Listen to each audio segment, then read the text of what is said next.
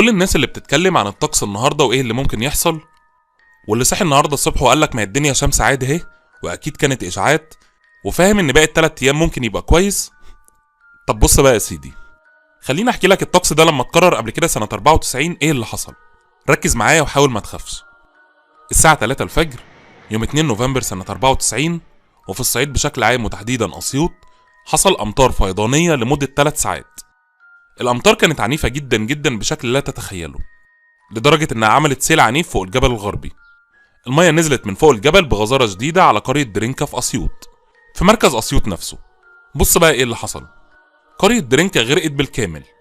الطرق بسبب الاندفاع الطوفاني للميه اتحطمت بشكل كامل، بقت قريه اشباح، طرق متكسره وبيوت مهدوده مع سيول، وكل ده راح على مخازن تكرير البترول. المخازن انفجرت، وبقت الدنيا لو تتخيل معايا سيول وبيوت مهدوده